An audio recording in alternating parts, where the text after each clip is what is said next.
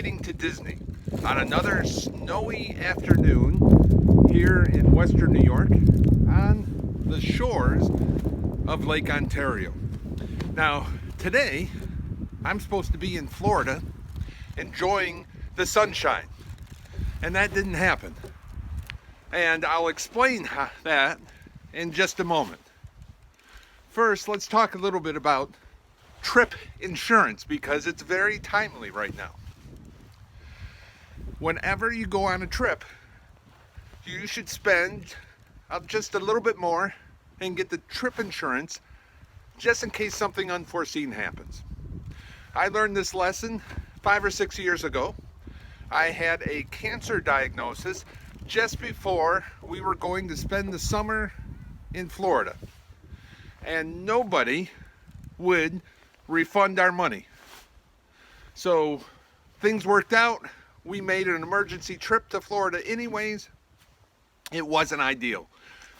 So from that point forward, we get trip insurance every single time. And the trip insurance really isn't that expensive.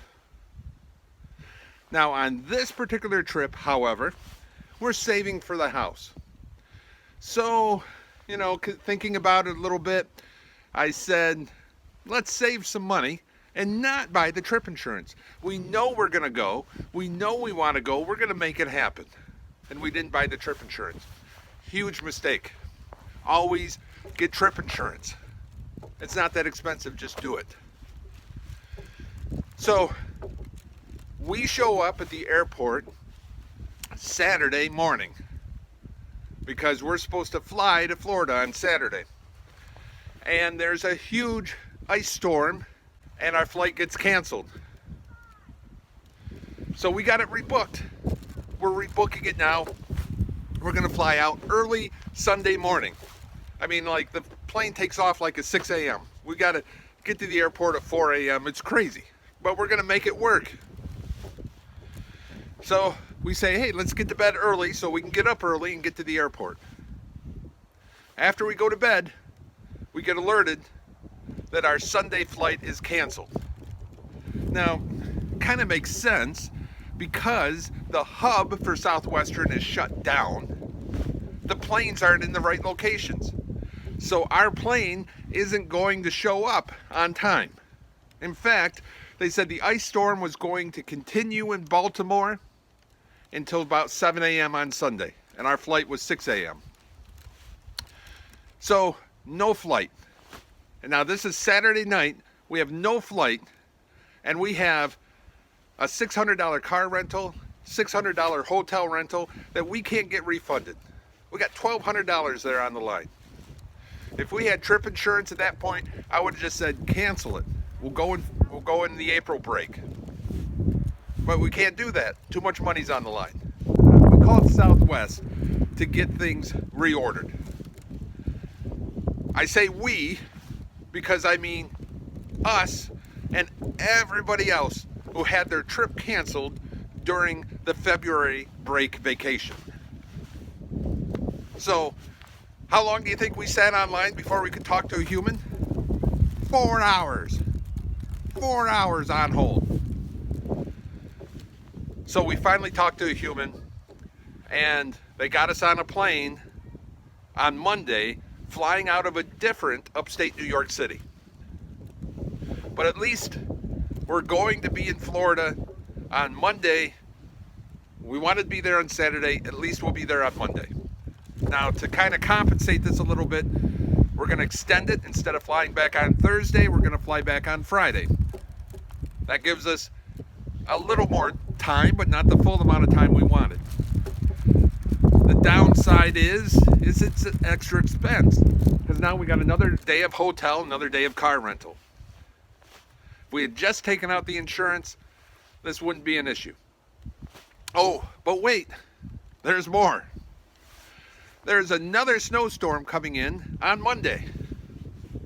And that snowstorm has an excellent chance to threaten our flight leaving on Monday.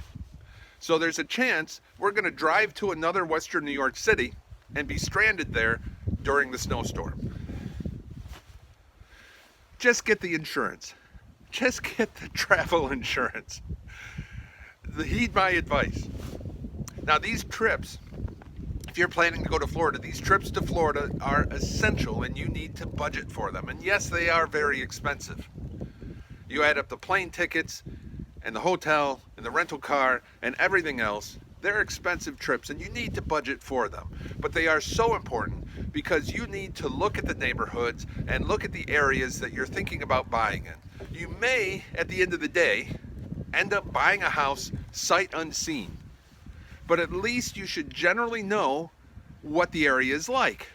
Do you want to be on the east side of Kissimmee, up 192, which is kind of an older area and I would say a little run down? Or do you want to be on the west side of Kissimmee, down 192, which is all touristy? Do you want to be in Davenport? There's some great locations in Davenport, and there's some places that are Old South that don't appeal to me, but they might appeal to somebody else. So you have to consider all of that when you are thinking about moving, and the only way you can do that is if you go and you visit Florida. So budget for it, plan for it, and by all means, please get the travel insurance. The fact that our timetable has been pushed back isn't completely a disaster. Our plan was to fly back on Thursday. Now we fly back on Friday. Interesting thing is happening lately. New houses come on the market on Thursdays.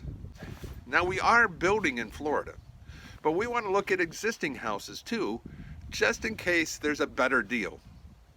And those existing houses lately have been coming on the market on Thursdays. And we are now going to be there on a Thursday. So we'll be able to see some new houses coming on the market. If we see something we really like, we'll be able to move on it quickly. So that's a benefit to flying back on a Friday that we didn't previously have. So I changed position so you can see the lake a little bit better behind me.